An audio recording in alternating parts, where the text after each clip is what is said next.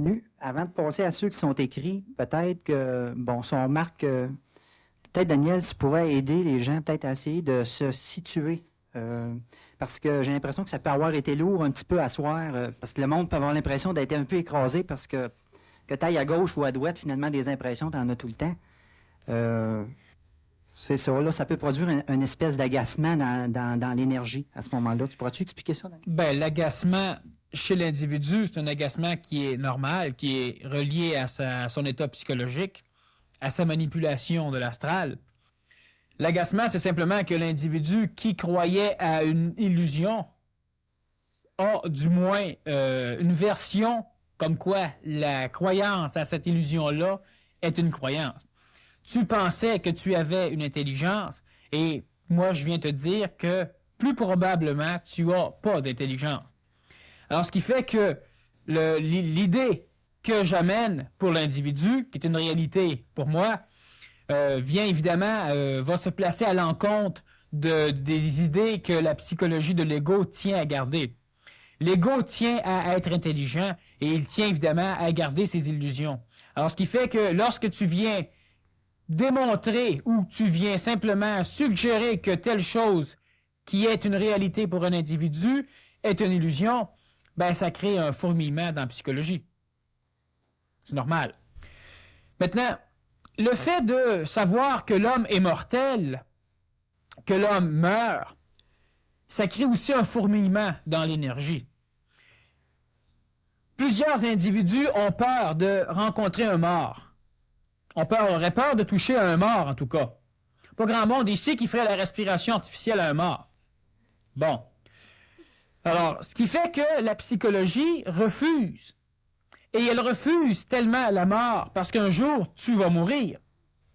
Alors, ce qui fait que, tout naturellement, les individus ont peur d'un cadavre, pas parce que le cadavre est dangereux. Tout le monde sait que les meurtriers sont vivants, rarement morts. Alors donc, le cadavre n'est pas dangereux, mais tu te projettes et tu te vois. Tu reprends conscience qu'une illusion que tu as, celle d'une vie éternelle, ben, que c'est une illusion et qu'en réalité, la mort t'attend au bout de ton chemin. Alors, ce qui fait que plusieurs individus vont se faire dire, s'ils parlent de la mort dans une réunion mondaine, d'arrêter de parler de sujets aussi plates, de parler de quelque chose de plus gai. Ben, il n'y a rien de plus plate que de parler de quelque chose de gai pour camoufler une chose qui est réelle. L'être humain ne doit pas, pour bien vivre, avoir peur de quelque chose qu'il ne peut pas éviter. Avoir peur de quelque chose qu'on ne peut pas changer ou qu'on ne peut pas éviter, ben, c'est se créer réellement un monde d'illusions. La mort, on ne peut pas l'éviter, pour l'instant. Le fait d'être manipulé, c'est inévitable pour l'instant. Le fait d'avoir une pensée artificielle, c'est une chose qui est un fait et qui est inévitable. Alors c'est sûr que ça crée des fourmillements dans la psychologie lorsqu'à un moment donné, on finit par percevoir le fait que peut-être ce qu'on croyait réel est faux.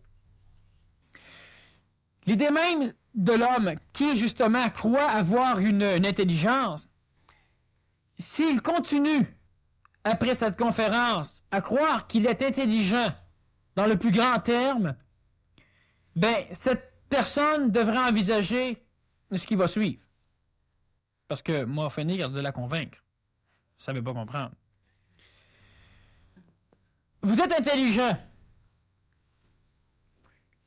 Donc, vous n'êtes jamais malade. Parce que l'intelligence est capable de prévoir les choses qui ont des conséquences. Et il est donc capable de diriger un être inférieur de façon à ce qu'il lui obéisse. Alors, si l'être humain a une intelligence intelligente en lui, tout ce qu'il entreprend aboutit sans jamais d'erreur. Et sans que jamais il ait à entrevoir à un moment donné une chose qu'il n'avait pas prévue. Ça va de soi. Jouer aux échecs avec un ordinateur veut dire que vous battez l'ordinateur à tous les coups. Parce que l'ordinateur est programmé par une intelligence humaine qui a des problèmes et qui a des trous. D'ailleurs, on a certains champions d'échecs qui battent des ordinateurs. Mais c'est à peu près tout ce qu'ils peuvent faire, disons, qui paraît intelligent, parce que pour le reste, ils ont des problèmes d'intelligence. Un individu intelligent manipule sa vie comme il veut. Donc, il n'a pas d'accident. Il n'a pas de perte. Il est capable de prévoir les chevaux qui vont rentrer à la loterie. Il est suffisamment intelligent pour gérer son argent de façon à être riche, même de l'heure de crise.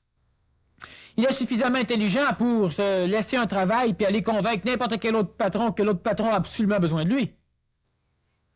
Et s'il est intelligent, le patron va l'engager. Fais-moi confiance, la compagnie elle va marcher. Votre intelligence est limitée par quoi? Votre intelligence, elle est limitée, comprenez-le bien, par votre expérience. C'est-à-dire par ce que vous avez appris. Appris par la vie, appris par l'éducation. Vous ne pouvez pas régler avec moi un problème d'électronique si vous ne connaissez pas l'électronique. Vous ne pouvez pas vous défendre convenablement si vous êtes attaqué physiquement si vous n'avez pas déjà des mémoires corporelles d'apprentissage de combat. Il y a plusieurs choses, en fin de compte, que vous ne pouvez pas faire. Et l'être humain individuel est beaucoup plus intelligent que l'être humain de masse, même si l'être humain de masse se croit être l'intelligence de la masse. Parce qu'on a un génie dans la masse, toute la masse se croit géniale.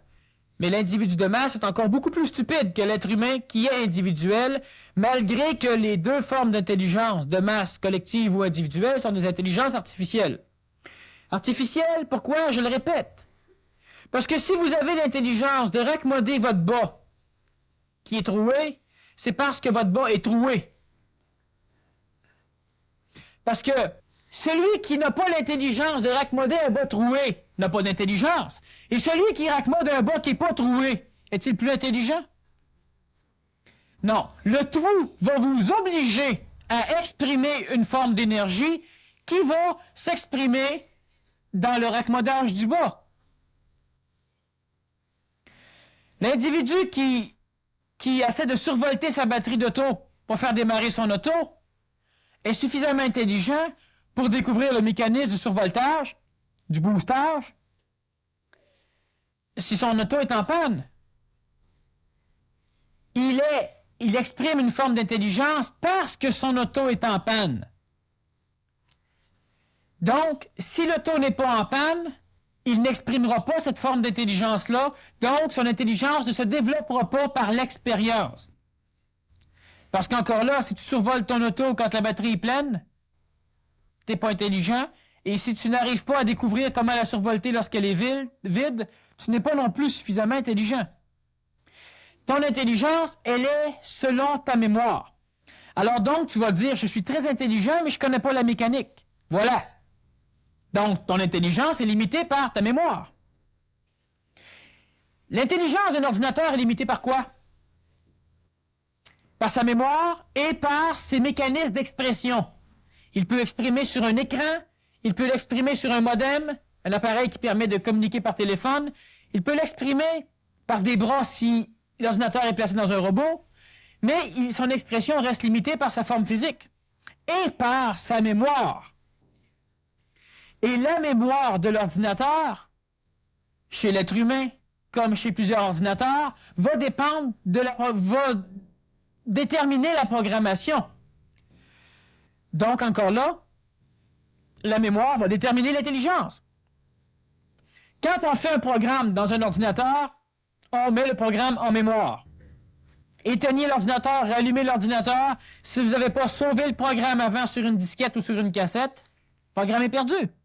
Le programme, donc la manière que l'ordinateur va être capable d'opérer les mémoires, est bâtie par la mémoire dans l'ordinateur. Chez l'être humain, c'est la même chose, sauf que l'ordinateur est plus efficace que vous.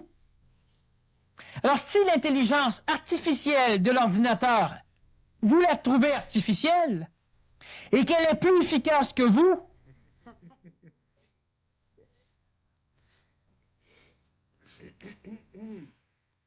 maintenant, le fait que l'être humain ait une intelligence artificielle le place à un niveau d'évolution exceptionnel, extraordinaire.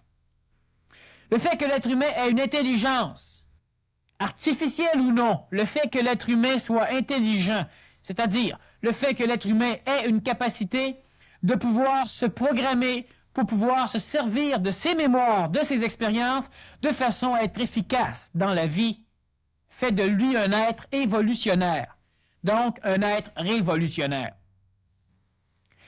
Faisant de lui un être évolutionnaire, cette intelligence artificielle tend à attirer l'intelligence active, l'intelligence réelle, l'énergie supramentale. Alors ce n'est pas parce que, à un moment donné, un être humain découvre ou comprend ou croit qu'il a une intelligence artificielle, qu'il doit se sentir minus, qu'il doit se sentir plus petit. Vous êtes ce que vous étiez avant. Ce n'est pas parce que vous comprenez quelque chose de neuf que vous êtes différent. La perception que vous avez de vous peut changer, mais merde, sachez aussi que cette perception-là est une illusion.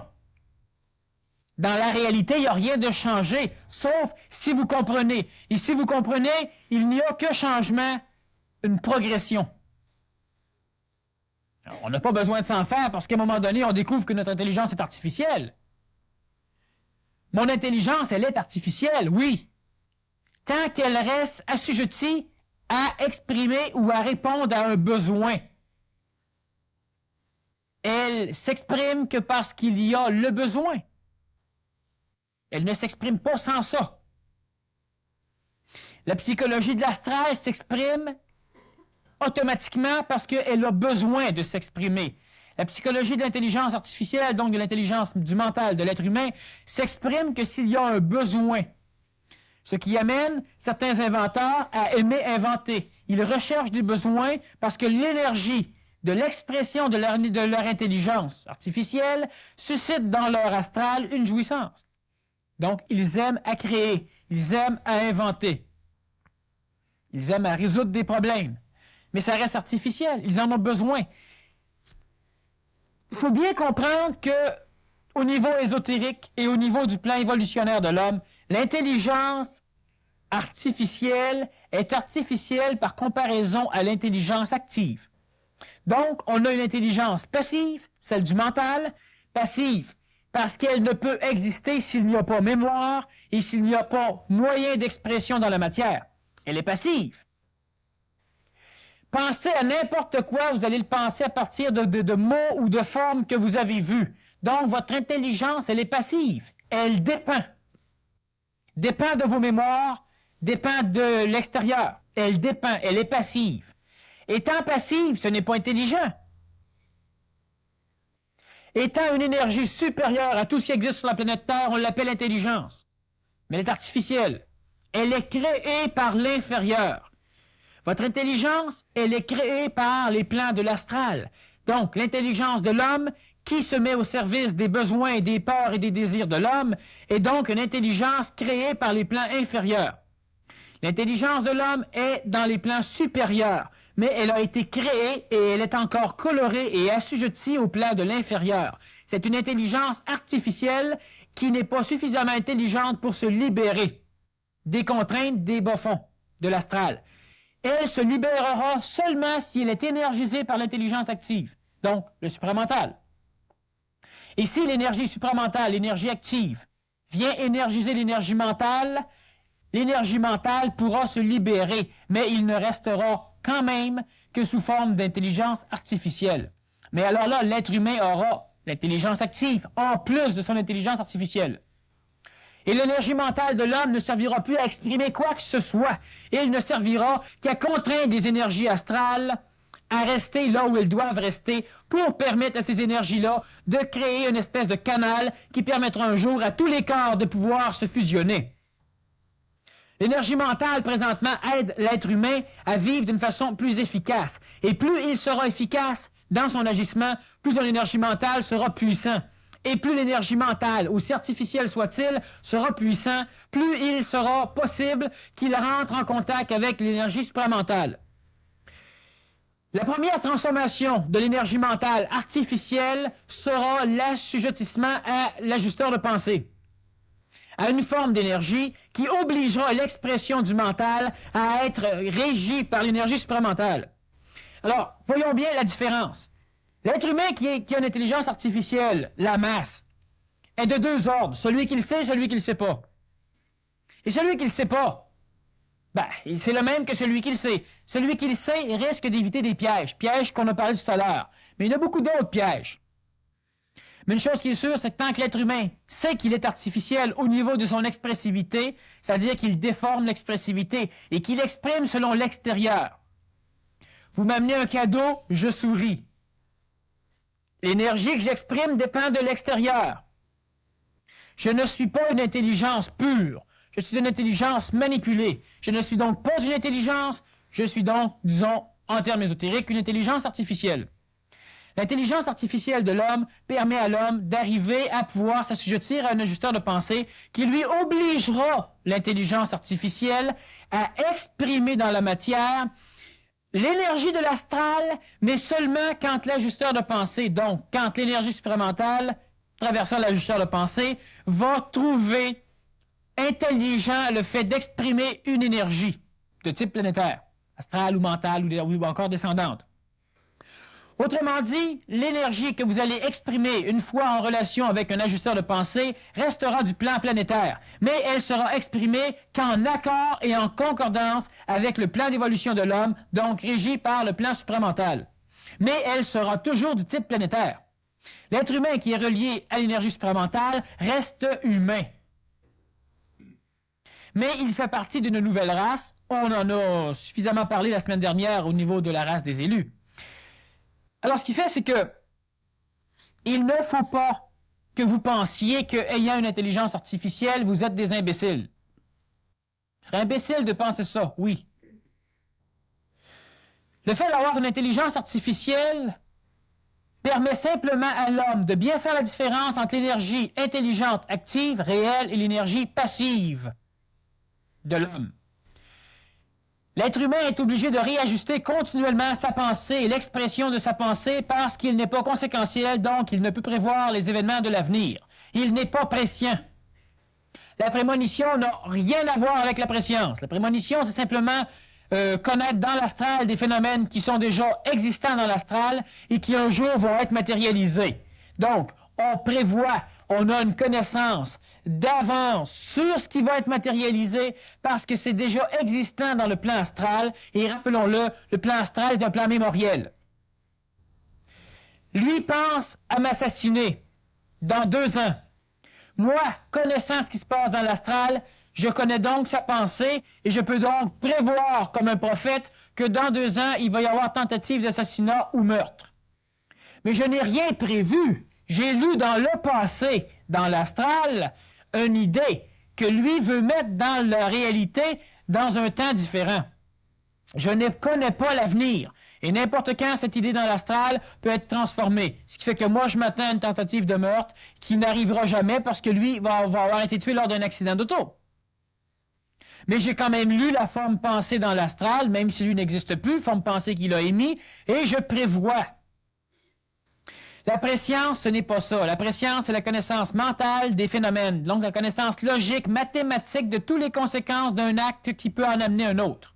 Donc, la connaissance globale et complète de tous les phénomènes de manipulation, ce qui amène l'être humain à être prescient, l'être humain à savoir mathématiquement les possibilités d'avenir, les futurs possibles. Mais l'être humain peut connaître les futurs possibles seulement à partir de son intelligence artificielle. Alors, vous voyez bien que l'intelligence artificielle, c'est pas une chose stupide et absurde. C'est quelque chose d'absolument extraordinaire, mais qui n'a que différence avec l'intelligence active, c'est qu'elle est assujettie à des mémoires et à une expérience. Et elle doit être calculatrice. L'intelligence active n'est pas calculatrice. Elle est conséquentielle, mais elle n'est pas calculatrice, elle n'est pas mathématique. Et l'intelligence de l'homme se doit d'être calculatrice, donc d'être mathématique, donc d'être logique. Et elle ne peut être logique qu'à partir de vérification de faits par rapport à des expériences. Expérience immédiate ou expérience depuis longtemps. Alors, je veux sortir par une porte parce qu'il y a un tremblement de terre. Ou parce qu'il y a un incendie. Il y a 8 portes. L'intelligence artificielle de l'homme devra observer tous les endroits dans la pièce pour pouvoir déterminer laquelle des solutions est la plus parfaite. Il devra donc mémoriser la pièce Donc, ça devient au niveau expérientiel, expérience immédiate mais mémorielle. À partir de là, il pourra comparer selon un processus mental. Donc, un processus qui n'est pas régi par la peur. Il ne prendra pas la porte la plus proche. Un processus régi par la logique.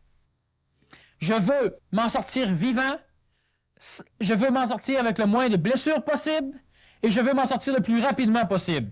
Je prends ces 3 critères-là, je les additionne, et maintenant je dois comparer avec l'expérience mémorielle, donc disons la réalité immédiate, ou la mémoire immédiate de la réalité, avec ces 3 choses-là. Et là, je détermine que ce porte-là est la plus sécuritaire, c'est la plus rapide, la moins dangereuse, je passe par là. Intelligence artificielle, assujettie aux mémoires expérientielles. L'intelligence active va simplement faire en sorte que l'individu va savoir que le feu va prendre avant que le feu prenne. S'il décide de rester et de partir lorsque le feu est pris, il va simplement sortir par la bonne porte, mais sans jamais avoir eu à se demander par où sortir. S'il y a tremblement de terre, l'individu va être dans un endroit où il n'y aura aucun danger. Parce que l'individu saura d'avance ou immédiatement en même temps, lorsqu'il devra le savoir, ce qu'il aura à faire. Ça, c'est l'intelligence active et non pas passive. Elle ne dépend pas d'expérience. Alors, qu'est-ce que vous avez à faire maintenant que vous comprenez peut-être que l'intelligence de l'homme est artificielle? Ben absolument rien. Perfectionnez cette intelligence artificielle. Comment la perfectionner? Par une programmation du mental. C'est lui l'intelligence. Qui va programmer vos désirs? Vos désirs vont programmer votre mental, mais plus l'homme va être apte à comprendre des choses, plus la programmation de l'astral sur le mental sera régie par les énergies du supramental qui sont rayonnantes, car elles ont été amenées sur la Terre par des individus qui sont en relation intime avec l'énergie supramentale. Donc, il n'y a presque plus de danger à accepter le fait que l'être humain est manipulé. Même l'être humain le plus relié est manipulé. Et c'est normal d'être manipulé. Le fait d'accepter d'être manipulé ne veut pas dire d'accepter le fait que nous sommes petits. La religion a souvent enseigné le fait que l'homme est un minable devant Dieu. Non, l'homme est manipulé par les forces de l'astral ou par les forces du supramental. Mais l'homme n'est pas petit. L'homme est extraordinairement grand parce que l'énergie supramentale qui est en phase involutionnaire a absolument besoin de l'être humain en phase évolutionnaire pour arriver à se parfaire. Dieu a besoin de l'homme. Et l'homme qui est apte à entrer en relation avec Dieu n'est pas un minable. Et perfectionnant son intelligence artificielle, il perfectionne une phase d'énergie similaire à la phase d'énergie la plus basse du plan divin. Donc, l'homme perfectionne une copie de Dieu, et perfectionnant cette copie de Dieu, il se rapproche de Dieu. Et si c'est une copie, l'homme n'est pas un imbécile et l'homme n'est pas un minable parce que l'homme ne peut faire qu'une copie. Dieu ne peut pas faire cette copie et Dieu a besoin de l'homme. L'énergie supramentale qui est en phase involutionnaire va terminer sa phase involutionnaire lorsqu'il pourra accéder aux connaissances expérientielles de l'être humain évolutionnaire. Donc, ce qui descend va terminer sa descente lorsqu'il rencontrera une énergie qui a en expérience toute l'expérience du plan planétaire. Donc, l'expérience du supramental s'arrêtera à la tête de l'homme. L'expérience supramentale n'aura pas besoin de revivre le phénomène expérientiel que l'homme a déjà vécu. La chute de l'homme, l'expérience supramentale n'ira pas jusque-là parce que l'homme l'a déjà fait. Alors l'homme n'est pas un imbécile, l'homme est un être royal. L'homme est un être qui a une intelligence artificielle et il doit développer cette intelligence artificielle-là pour pouvoir créer en lui un plan mental qui vibrera le plus similairement possible au plan de l'intelligence active, au plan de l'énergie du mental supérieur, donc du supramental. Alors, vive l'intelligence artificielle. Et tant que l'homme en est conscient, l'homme ne risque presque pas de tomber dans l'orgueil supramental, celui où il croira avoir une intelligence directe, quand en réalité il aura une intelligence mémorielle. Tu as répondu en partie à la question, mais par contre, j'ai 3 questions avec des petites variantes, que je vais te les poser. Que l'on se conscientise ou non, on est manipulé. Peut-on espérer un jour penser avec une intelligence pure, réelle, ou est-on condamné à mourir idiot? Voilà. Il il faut comprendre, j'ai déjà expliqué, c'est insuffisamment compris. Je vais retenter l'explication. L'être humain n'est pas son ego et l'être humain n'est pas son astral. Vous n'êtes pas des êtres humains, c'est-à-dire que vous n'êtes pas l'être dans son ensemble. Et n'étant pas l'être dans son ensemble, ben vous voulez toujours essayer de dominer l'être au complet. J'ai un bac d'eau. Une parcelle, un niveau de ce bac-là, c'est vous autres. C'est vous autres dans votre conscience. Une parcelle du bas, c'est vos énergies inférieures, donc jusqu'à matériel, corps physique. Et la parcelle d'en haut, c'est l'énergie supérieure. Tout ça, c'est vous autres. Mais vous n'avez conscience que du centre de vous et vous pensez que ce centre-là, c'est tout vous. Alors, est-ce que moi, le centre, je vais arrêter d'être manipulé par le supérieur ou arrêter d'être manipulé par l'inférieur? Et merde, un jour, comprenez que vous qui voulez cesser d'être manipulé, vous n'êtes qu'une partie de l'être. Alors, jamais la partie de l'être cessera d'être manipulée par l'être. Un jour, votre état de conscience devra s'étirer pour arriver à prendre conscience de l'être global. Et l'être global n'est pas manipulé. L'être en partie est manipulé. Et l'expérience de l'homme amène l'homme à s'identifier à son ego, à ses mémoires et à l'agglomération la plus solide de ses mémoires. Vous êtes vos mémoires.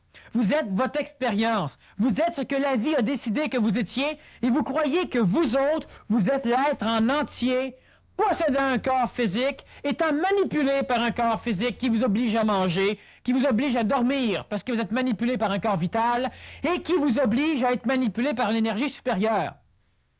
Mais comprenez-le à un moment donné que vous autres, la petite fleur qui est ici, vous n'êtes pas l'être en entier.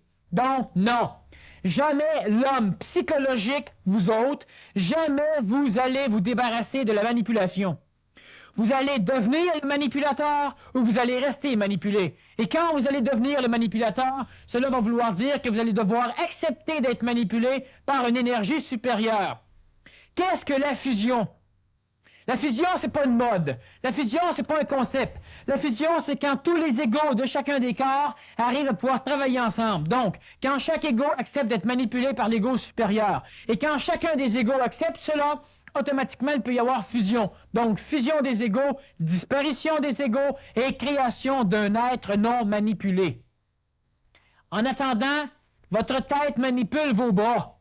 Et si vos bras demandent quand est-ce qu'un jour je vais arrêter d'être manipulé et quand est-ce qu'un jour je vais pouvoir manipuler? Ben jamais. Pas compliqué, jamais.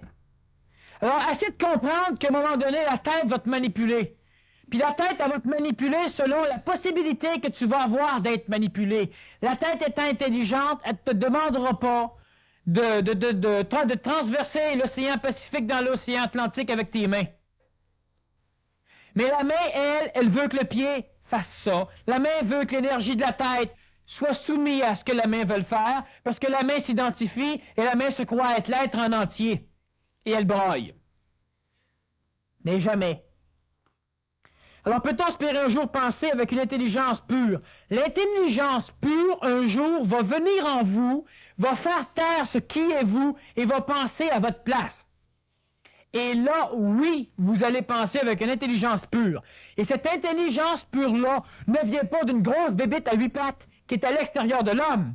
Elle fait partie de vous autres, mais vous ne la connaissez pas parce que vous vous identifiez à une autre partie de vous autres.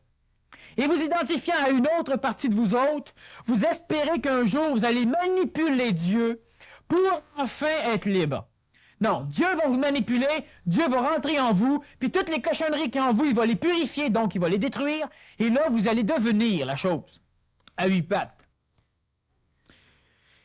Est-ce qu'on est condamné à mourir idiot? Mais absolument pas, à part les idiots, évidemment, qui sont condamnés à mourir idiots. L'être humain, non. Mais l'être humain qui est lui-même et qui est la main, et qui se dit, c'est pas moi qui pense, est-ce que je suis condamné à mourir sans penser? Oui.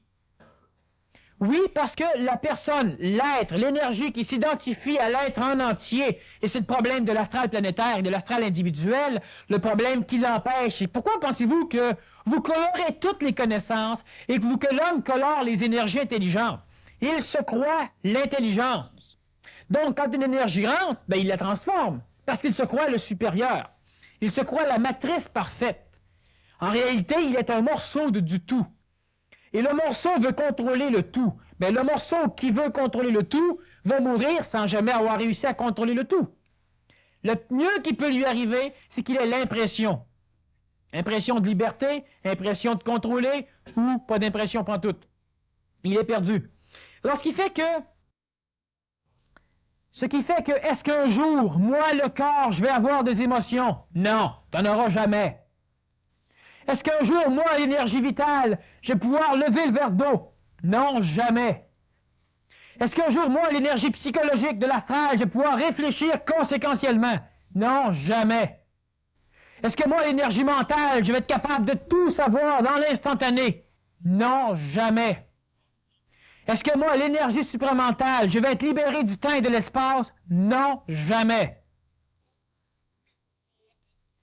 Alors, si l'individu, le corps veut lever le verre d'eau, il lève le verre d'eau. Si le corps, si l'énergie vitale plutôt veut transformer une forme, elle transforme une forme. Si l'énergie de l'astral veut exprimer une émotion, elle exprime une émotion. Si l'énergie mentale veut agir conséquentiellement, il pourra agir conséquentiellement.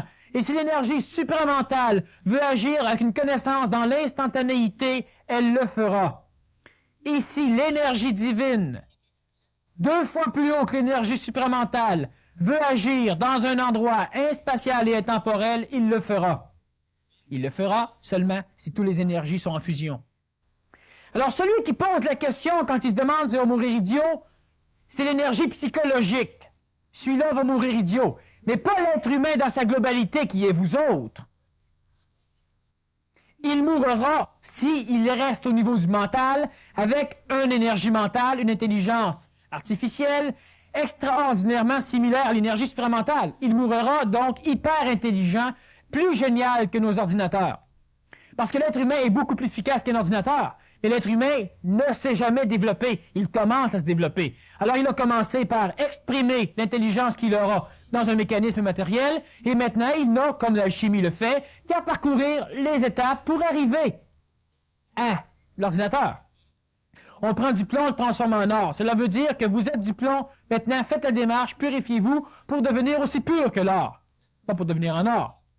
Mais la démarche, une fois qu'on l'a faite dans la matière, elle est symbolique et l'homme doit le vivre dans sa psychologie évolutionnaire. Alors ce qui fait que l'être humain est condamné à être ce qu'il est. Votre physique ne sera jamais intelligent. Il n'aura jamais d'émotions. Votre énergie astrale aura toujours des émotions et elle ne sera jamais intelligente. Votre énergie mentale, elle sera intelligente, mais jamais dans l'immédiat. C'est pas d'être idiot. Et si on se croit idiot, c'est parce qu'on compare, de par notre psychologie, ce que l'on veut être avec ce qu'on est. Il est donc impossible de devenir un canal parfait. Il faut être un canal parfait dès sa naissance. Mais jusqu'à quel niveau de perfection un canal imparfait peut-il devenir parfait? Un canal imparfait peut devenir parfait dans la plus grande des perfections. Alors, je n'ai jamais dit que vous deviez naître pour être un canal parfait. Celui qui va naître, ou qui naît présentement, ou qui va naître prochainement, et qui, de par un mixage génétique, naît avec un canal presque parfait au niveau de son corps physique, lui, disons qu'il naît avec un canal parfait, il est en relation avec l'énergie supramentale. Mais les autres êtres humains qui ont des canaux imparfaits, en travaillant leur énergie mentale, donc l'intelligence artificielle, et en sachant bien qu'elle n'est qu'artificielle parce que reliée aux mémoires et assujettie aux mémoires, ceux-là peuvent, et sans doute plusieurs, finiront par avoir un canal parfait. Mais le premier canal parfait doit être dans le plan du vital, le deuxième dans le plan de l'astral, le troisième dans le plan du mental, et le plan du supramental, ça ne vous regarde pas, il va se placer tout seul. Pourquoi ça ne vous regarde pas? Pour la simple raison que vous êtes présentement que des êtres psychologiques et mentaux. Vous n'êtes pas des êtres supramentaux, donc le supramental ne vous regarde pas vous autres en tant qu'être mental et psychologique. Soyons logiques. Le plan physique n'a pas à déterminer ce que la psychologie de l'astral va exprimer en émotivité. Et le plan du mental ou de l'énergie astrale n'a pas à déterminer de quelle façon l'énergie supramentale aura de bâtir un canal. Et c'est ce que présentement la majorité des individus essaient de faire. De déterminer comment Dieu devra être vêtu pour se présenter devant leur face. Et Dieu, Dieu, il ne se présente pas vêtu comme qu'ils veulent, puis Dieu passe en coup de vent, puis eux autres, ils crient après Satan. Bon Dieu qui leur donne des claques. Alors, ce qui fait que l'individu qui a un canal imparfait peut le perfectionner, et il va le perfectionner. La meilleure perfection, elle est promise par la descendance génétique.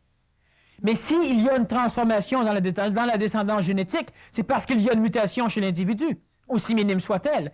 Et l'individu, présentement, avec le mental qu'il a, aussi artificiel soit-il, aussi assujetti aux mémoires soit-il, n'a qu'à fouiller, qu'à remplir ses mémoires de certaines choses, ce que l'on fait présentement, pour nécessairement opérer une transformation dans sa programmation mentale, donc lentement le canal se parfait. Sauf que l'individu ne doit pas penser que son canal est parfait. L'individu ne saura jamais, c'est-à-dire que vous autres, vous ne saurez jamais quand votre canal va être parfait. À l'instant même, vous allez continuer à progresser et que vous n'aurez plus le désir d'être parfait, vous serez sans doute proche de la perfection. Mais quand je dis vous autres, vous ne saurez pas. Votre plan supramental va le savoir, votre plan mental va le savoir, pas votre plan psychologique. Puis votre plan psychologique, c'est pas juste vous autres, c'est pas toutes vous autres. Fait que pleurez pas en tout votre oreiller parce que seul votre plan psychologique va l'ignorer. C'est pas vous autres, votre plan psychologique. Si un jour, quelqu'un arrive et vous garoche un verre d'eau en plein visage, vous allez crier, vous allez gueuler, vous allez rouspéter. C'est votre plan psychologique qui s'exprime. Mais vous autres, là-dedans, vous êtes où? Est-ce que vous avez pris une décision de gueuler après l'individu? Est-ce que vous avez pris une décision de manipuler votre corps physique pour pouvoir sauter sur l'individu? Non, hein? Où est-ce que vous êtes, vous autres, quand ça arrive? Nulle part. Votre plan mental n'est plus là. Mais vous avez aussi un ego mental. Où c'est que vous êtes? Nulle part. C'est votre psychologie qui s'exprime. À un moment donné, c'est votre mental qui va s'exprimer et la psychologie, vous allez la chercher. Au même titre que vous cherchez votre mental quand vous gueulez, au même titre, vous allez chercher votre psychologie quand vous allez réfléchir. Mais vous allez toujours avoir une conscience de vous. Mais l'être humain qui pose certains genres de questions, l'être humain psychologique, lui, ne sera pas là quand vous allez être en relation avec l'énergie supramentale. Mais vous autres, l'énergie mentale en vous autres, vous allez être là. Et cette énergie-là, donc vous autres, le mental, vous allez le savoir. Pas vous autres, le psychologique. Et quand vous autres, le psychologique, vous allez le savoir, vous allez triper. Puis vous autres, le mental, vous ne le saurez plus. Vous allez juste savoir que vous l'avez su. Pendant que l'énergie de l'astral va s'imaginer qu'il l'a. C'est compliqué, trop compliqué. Bon, vous l'écouterez après, vous allez comprendre. Comment être sûr qu'on n'est pas manipulé par nos guides spirituels qui possèdent une intelligence supérieure à nous? À 13 ans, j'ai reçu le don d'arrêter les hémorragies de mon vieux curé guérisseur parce que j'étais forte intellectuellement, artificiellement. Ce vieux prêtre est venu à moi en rêve me demander de transférer ce don à une personne qui m'a aidé spirituellement à traverser une épreuve. Que se passe-t-il dans l'invisible lors de ce transfert de don? Grand merci.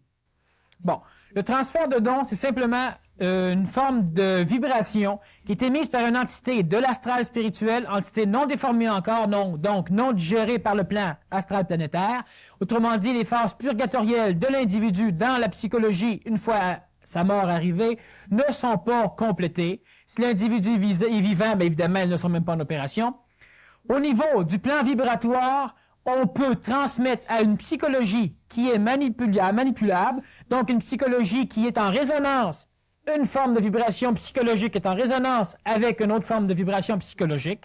Moi, le guérisseur, je suis une forme de vibration psychologique et toi, tu as une forme similaire. Donc, en rêve, dans l'astral, puis étant donné que ce sont des phénomènes astraux, je viens et je te communique une expérience de l'astral. Je te communique le fait que moi, j'ai guéri.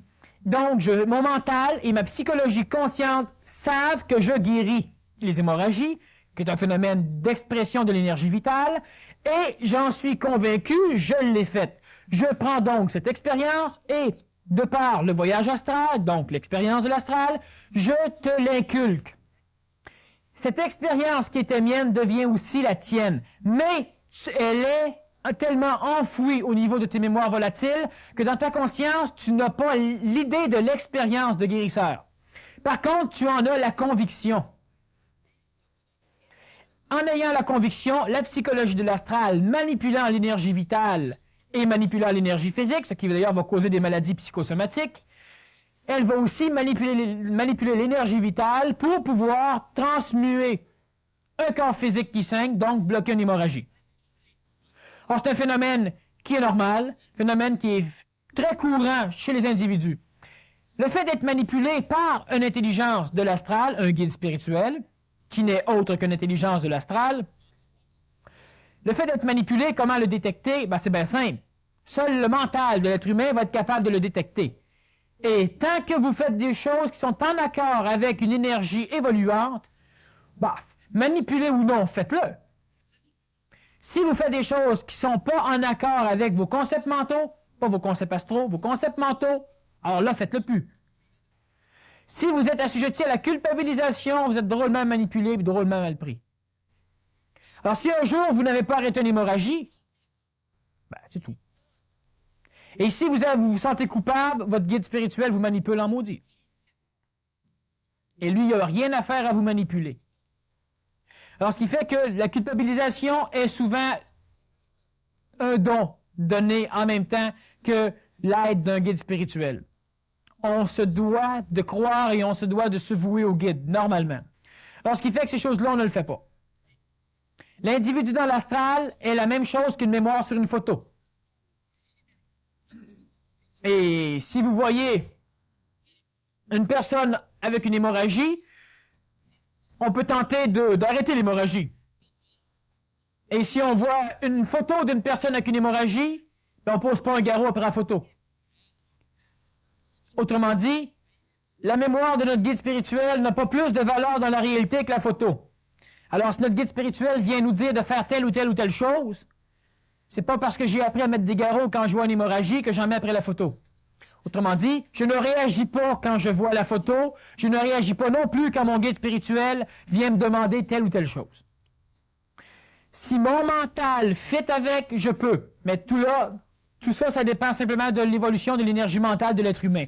Alors, comment faire?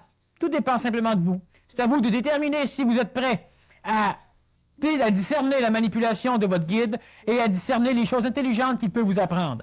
Le guide spirituel est une forme mémorielle qui peut venir d'un plan similaire au vôtre, donc il n'a rien à vous apprendre ou presque rien à vous apprendre, comme il peut venir d'une forme spirituelle de l'astral supérieure à la vôtre. Là, il aurait à vous apprendre. Mais sachez toujours qu'un individu, un guide de lumière ou un guide de n'importe quoi, qui vient voir un individu, c'est un individu qui est pogné, qui est pris dans les hautes sphères de l'astral spirituel et qui ne peut plus s'exprimer dans le domaine de la matière. Il ne sait souvent pas qu'il est mort et il essaie toujours d'exprimer sa psychologie dans la matière. Ne pouvant le faire parce qu'il est dans des phases purgatorielles où le corps physique est absent parce que déjà digéré par le plan planétaire, il essaiera de se servir d'un individu pour pouvoir exprimer sa psychologie dans le plan matériel. Donc, il ira te guider à faire du bien. C'est-à-dire que sa psychologie astrale va s'exprimer par ton intermédiaire dans le plan matériel. Ce sont des êtres pognés, des êtres qui ont à être digérés par le plan planétaire pour pouvoir poursuivre leur évolution.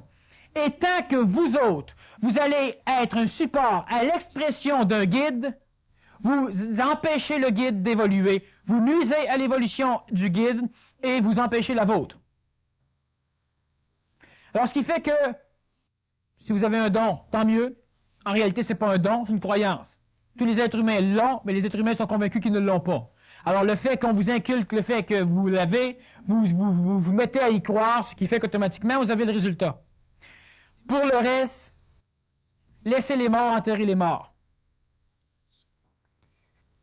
Si par le zen, la méditation, le yoga, le bouddhisme ou autres pratiques religieuses, on ne peut que parvenir temporairement à redresser notre passage ou notre tuyau, si tu veux, comment faire alors pour connaître ou vivre cet état de grâce d'une façon plus permanente? Est-ce possible de ne plus être impressionné? c'est possible de ne plus être impressionné. La méthode Zen l'a permis à certaines personnes, sauf que ces personnes-là ont pu arriver à un état parfait de canalisation d'énergie supramentale sur le dos de milliers de disciples qui ont servi de base et de fondement. Alors, ce qui fait que dans une collectivité, on doit donc procéder par d'autres moyens pour permettre à plus d'individus d'arriver à avoir un canal qui va être équilibré. L'énergie supramentale va s'occuper de balancer suffisamment de formes dans les airs pour permettre à des individus de souffrir suffisamment pour que leur psychologie astrale se mette en fonction d'obliger leur canal à se redresser. Une phase qui va toucher la collectivité, donc l'ensemble de la population, la souffrance. La souffrance comme la population ne l'a jamais connue. Les autres individus qui n'ont pas nécessairement besoin de souffrir sont des individus qui auront à redresser leur canal à partir de leur énergie mentale. Donc, l'énergie mentale les rapprochera de l'énergie supramentale par l'attraction d'un ajusteur de pensée. Donc, automatiquement, l'individu sera capable, par l'intermédiaire de l'ajusteur de pensée, de redresser son canal. À la condition que continuellement, il sache qu'il n'est pas l'être au complet. Donc, qu'il n'a pas finalisé sa conscientisation et qu'il n'est pas en fusion. Alors, ce qui fait que c'est extrêmement compliqué d'arriver à exprimer avec les mots présents dans un vocabulaire plus ou moins compréhensible par vous. Déjà que mon vocabulaire est de plus en plus complexe, déjà que mon vocabulaire est difficilement compréhensible par des nouvelles personnes, l'expliquer serait totalement incompréhensible par vous, malgré la formation ésotérique que la majorité d'entre vous ont. Alors, ce qui fait qu'à un moment donné, les canaux vont se redresser par l'ajusteur de pensée qui pourra travailler par l'intermédiaire de votre énergie mentale, qui devra être suffisamment énergisée, donc suffisamment développée. Comment énergiser l'énergie mentale? De la même façon qu'on a réussi à énergiser l'énergie de l'astral. Comment avons-nous énergisé l'énergie de l'astral? En créant des formes, en créant des guerres, en créant les modes, en créant des couleurs.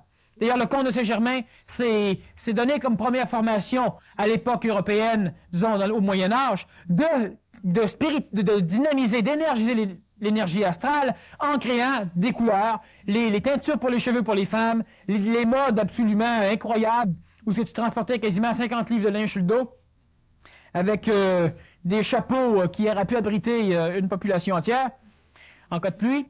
Alors, ce qui fait que, du moins, on est arrivé à une forme d'énergisation de l'astral. Comment énergiser le mental pour lui permettre un développement pour arriver à l'ajusteur de pensée? Simplement par la réflexion du mental. Comment réfléchir mentalement sans risquer d'être coloré par le mental?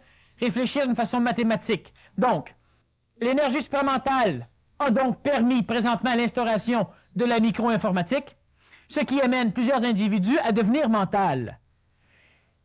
L'individu, par plusieurs techniques de style de l'astral, le style zen, style bouddhiste, style yogique, style religieuse, donc plusieurs techniques, mais qui ne sont reliées qu'à l'énergie mentale, techniques mentales permettant de contrôler le corps, peut arriver donc à faire travailler son mental.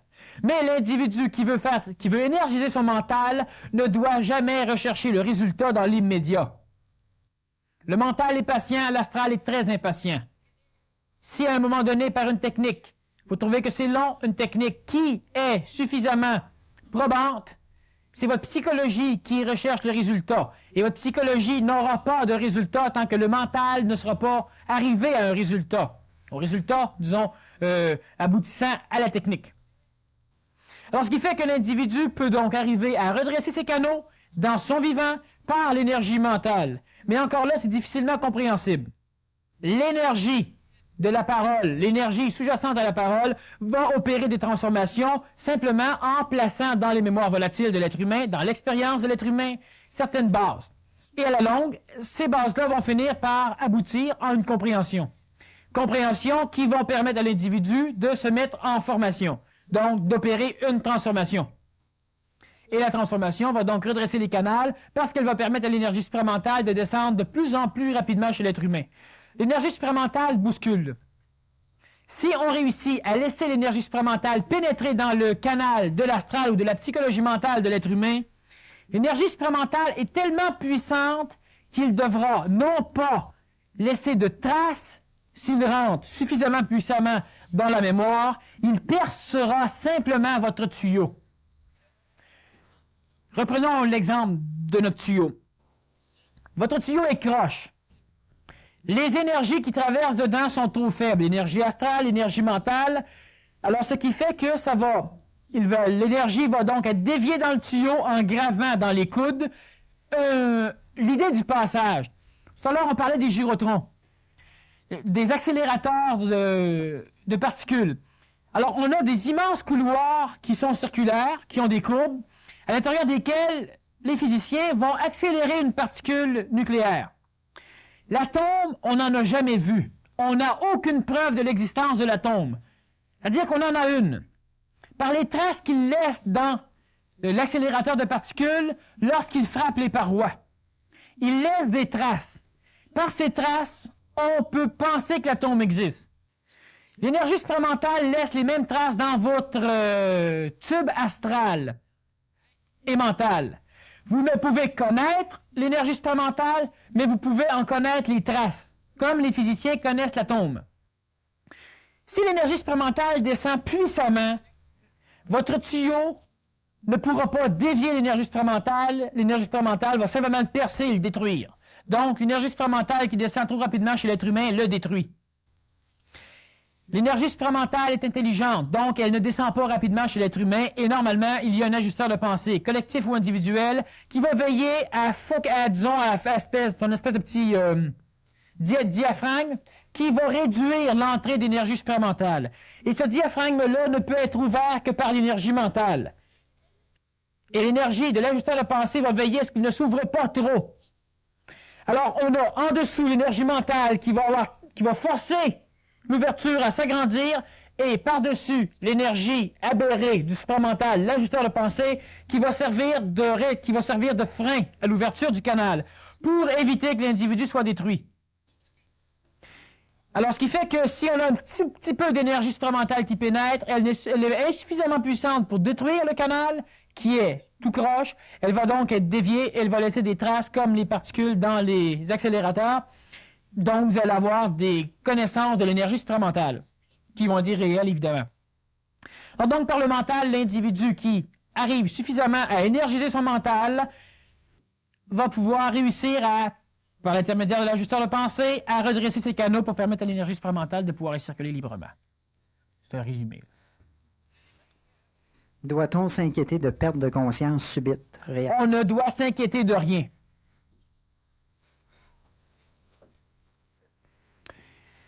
Perte de conscience subite. S'en inquiéter, non.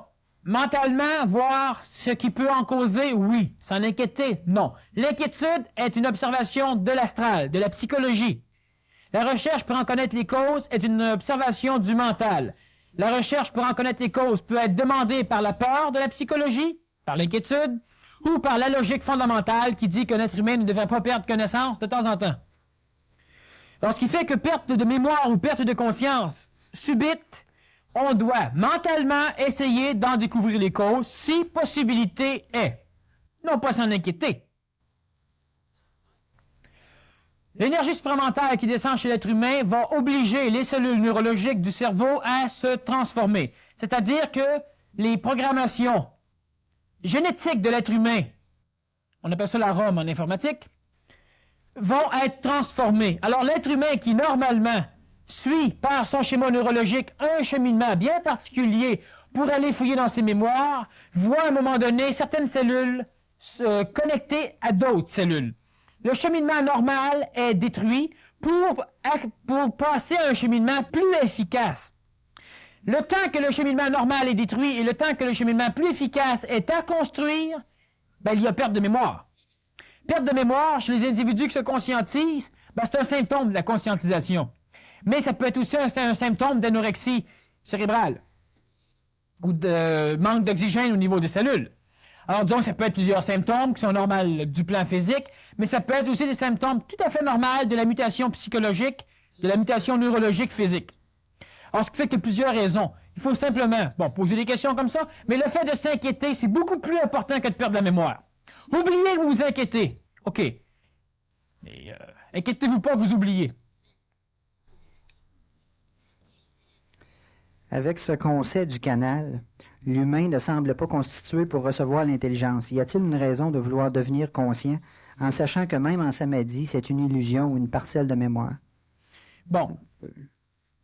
Il n'y a pas de raison de vouloir devenir conscient. L'homme n'a pas le choix. Il est manipulé et il deviendra divin. Alors, ce qui fait que ce n'est pas une raison. Maintenant, l'idée même, c'est que lorsqu'on rencontre un individu qui est, disons, tout proche ou qui rayonne l'énergie supramentale, cela va nous impressionner. Donc, cela va créer une forme à l'intérieur de nous qui va nous mettre en recherche de devenir comme lui. Ce que le Nazaréen a opéré, ce que le Bouddha a opéré, ce que différents individus ont opéré. Alors, ce qui fait qu'on a une recherche de par notre désir de vouloir fuir nos peurs et nos problèmes.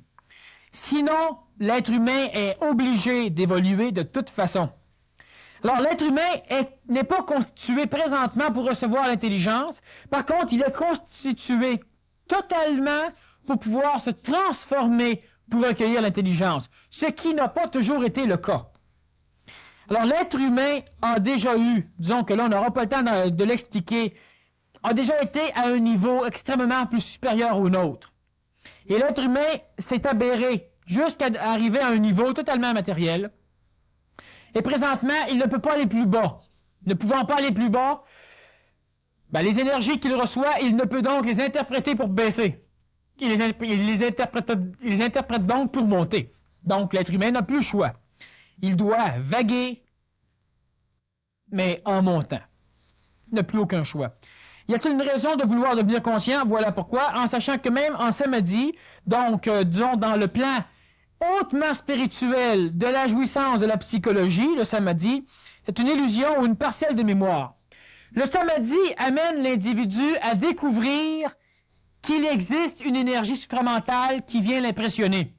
L'individu en samadhi, qui reste totalement mental, a donc maintenant une preuve psychologique de l'existence de ces énergies.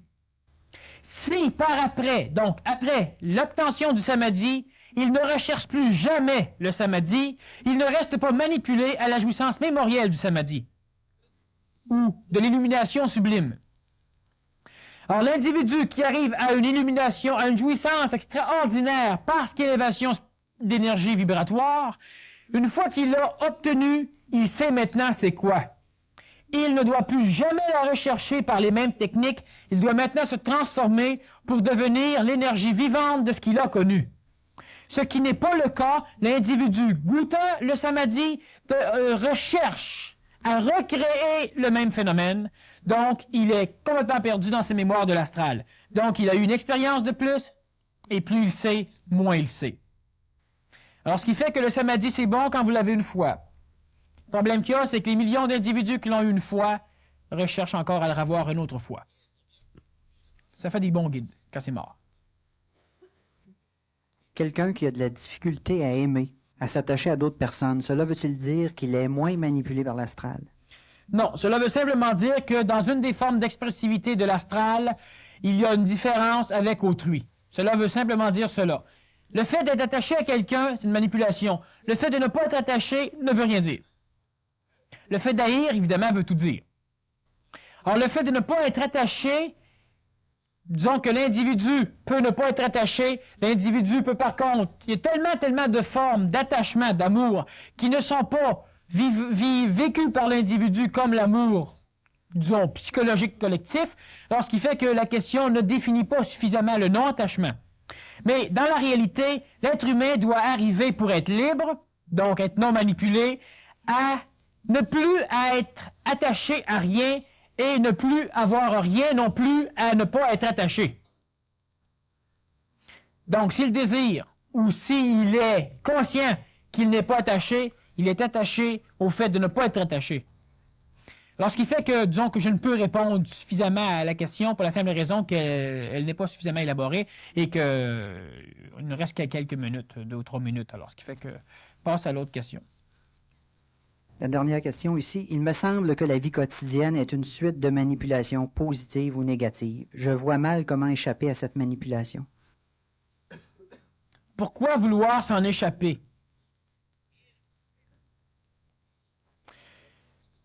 on ne peut s'en échapper. Vous sortez dehors, il vous pleut à la face. Vous n'aimez pas ça? Bon, alors, transformez tout.